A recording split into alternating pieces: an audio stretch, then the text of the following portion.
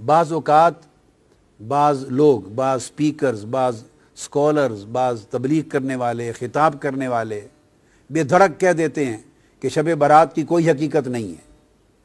اور 15 شعبان معظم یعنی شعبان کے نصف شب کی، جو نصف شعبان کی اس مبارک رات کی کوئی فضیلت، کوئی اہمیت اور کوئی تخصیص نہیں ہے، بے دھڑک بیان کر دیتے ہیں۔ اب صحیح سیاہ ستہ کی معتبر کتاب جامع ترمذی، سنن ترمذی، اس کی طرف آ رہے ہیں، اس کا باب 39۔ اب وہ لوگ اس پر توجہ کریں جن کا یہ خیال ہے کہ شب برات کا اور 15 شب شعبان کا کوئی وجود، کوئی حقیقت اور کوئی فضیلت اور کوئی تخصیص نہیں ہے۔ انہیں چاہیے کہ کتب حدیث کھول کے پڑھیں، یا اساتذہ کے پاس، شیوخ کے پاس زانو تلمذ طے کریں قبل اس کے کہ وہ جھوٹے فتوے جاری کریں جہالت پر مبنی۔ باب 39 امام ترمذی نے باب قائم کیا ہے، باب ما جاء فی لیلۃ النصف من شعبان، 15ویں شب شعبان کی فضیلت میں باب قائم کیا امام ترمذی نے، اور عنوان ہی یہ شب نصف شعبان قائم کیا اس عنوان کے ساتھ۔ اور آگے پھر امام ترمذی نے حدیث نقل کی ہے، جس حدیث کی راوی پھر ام المومنین حضرت عائشہ صدیقہ رضی اللہ تعالی عنہ ہیں، اور ان سے روایت کیا ہے حضرت عروہ نے، عن عروۃ عن عائشہ رضی اللہ تعالی عنہ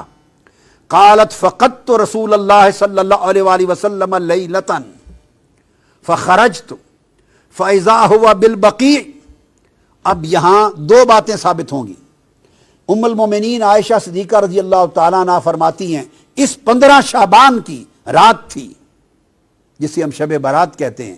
یہ 15 نصف شعبان کی رات تھی۔ میں نے اچانک رات کو دیکھا کہ آقا علیہ الصلوۃ والسلام اپنے بستر مبارک پہ آرام فرما نہیں تھے۔ جب میں نے دیکھا کہ بستر پہ آرام فرما نہیں ہیں تو میں فوراً گھر سے نکل پڑی آپ کی تلاش میں۔ جب تلاش میں نکلی تو فیضا ہوا بالبقیع، میں نے آقا علیہ السلام کو جنت البقیع یعنی بقیع کے قبرستان میں پایا۔ یہاں سے دو باتیں ثابت ہوئیں، ایک امام ترمذی کا 15 شعبان کی شب کے عنوان سے پورا باب قائم کرنا، اور سیدہ عائشہ صدیقہ رضی اللہ تعالی عنہا سے آقا علیہ السلام کی اس سنت کو روایت کرنا کہ 15 شعبان کی شب اٹھ کر عبادت کرنا آقا علیہ السلام کی سنت تھا بطور خاص۔ اور صرف عبادت نہیں، اس شب آقا علیہ السلام قبرستان تشریف لے گئے، جنت البقیع میں تشریف لے گئے، تو دو سنتیں ثابت ہوئی۔ بعض لوگ اس مغالطے میں بھی مبتلا ہیں، اور میں نے پڑھا ہے بعض اخبارات میں، بعض لوگوں نے کہہ دیا کہ قبرستان جانا اور فاتحہ کرنا بھی اس رات میں کہیں ثابت نہیں ہے۔ تو دیکھیے یہ سنن ترمذی کے باب سے ثابت ہے، آقا علیہ السلام کی سنت سے ثابت ہے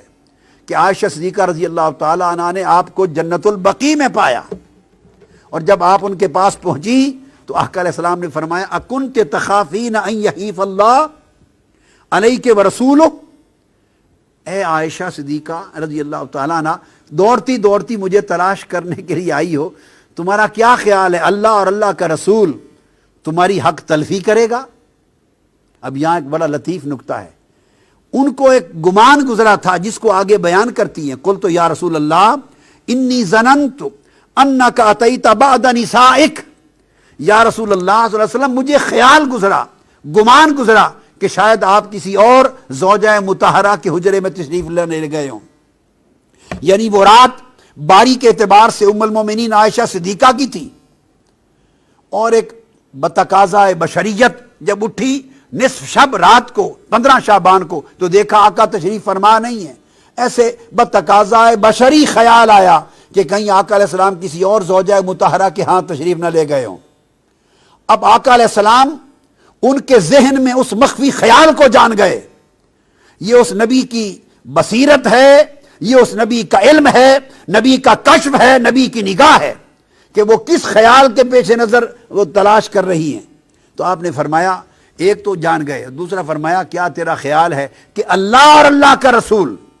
وہ تمہاری حق تلفی کریں گے؟ یعنی اٹھے آقا علیہ السلام تھے، تلاش حضور کی ذات کی ہو رہی تھی، مگر آقا علیہ السلام نے ان کا گمان جو آقا علیہ السلام کے بارے میں تھا اس پر